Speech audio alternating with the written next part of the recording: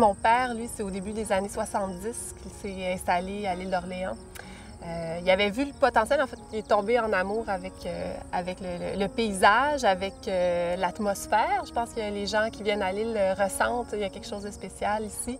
Ayant eu un background d'artiste, tout ça, il y avait ce désir-là d'être autosuffisant, d'avoir un commerce.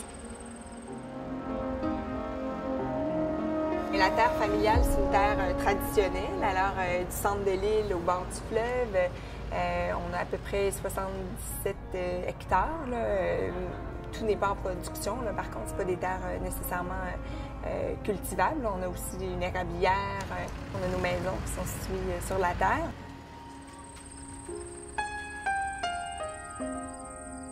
Pourquoi le cassis? C'est parce que dans ma famille, mon arrière-grand-père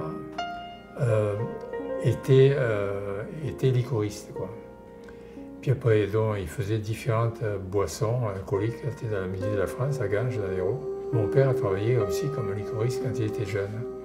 Et on avait entendu parler du cassis, parce qu'il faisait de la liqueur de cassis.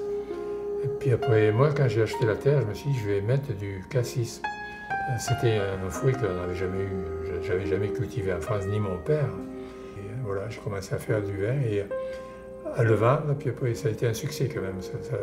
Très rapidement, ça a pris beaucoup d'ampleur.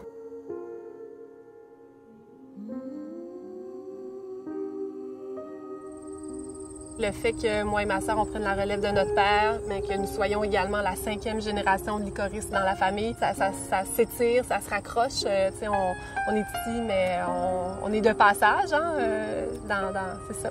Sur ces terres-là, on fait juste les occuper, elles ne nous appartiennent pas vraiment. Es-tu en train de me dire qu'on récoltera pas en fin de semaine? Probablement samedi. En juillet, là, je commence à faire le tour des champs, puis je mange du cassis. Puis là, tu sais, ouh, c'est pas vrai. Ah, ça s'en vient, tu sais. Puis là, donc, fait le tour, puis là, on en discute avec l'équipe. Puis, OK, peut-être dans 2 semaines, on s'assure d'avoir tout en place.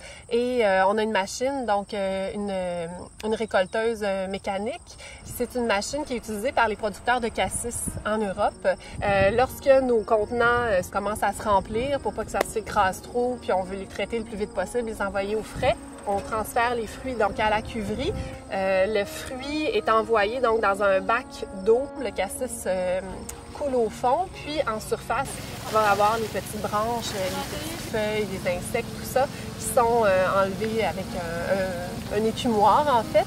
C'est vraiment des fruits très, très propres là, qui sortent de là, pour la transformation. Et ensuite, c'est transféré là, en baril, en 45 gallons de plastique.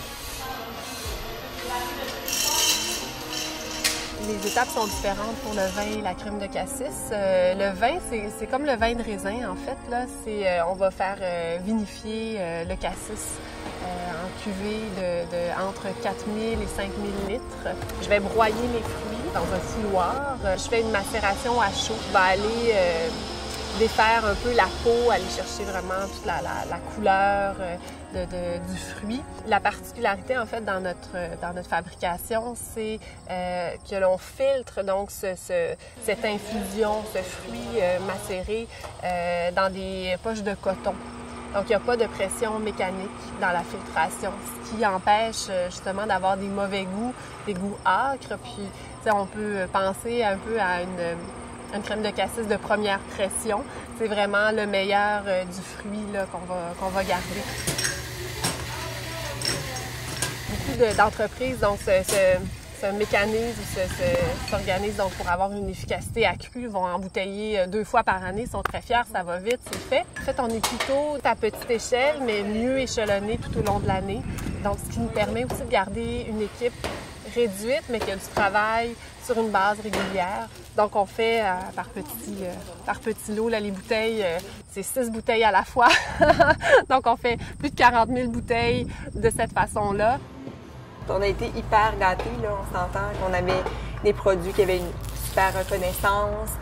Mon père a été un précurseur aussi dans l'agrotourisme. On partait avec quelque chose déjà d'une grande richesse, mais on a juste eu à améliorer l'image, améliorer le service client. Puis ça, c'est des choses qui nous ressemblent énormément. L'accueil du public aussi, on adore ça, faire rêver les gens. Il y a une très belle relation entre Catherine et Anne. C'était la grande sœur Catherine et la petite sœur Anne. Mais ils se complètent bien, ça se secoue les puces de part et d'autre. Mais il y a toujours de l'amour très fort qui est entre elles.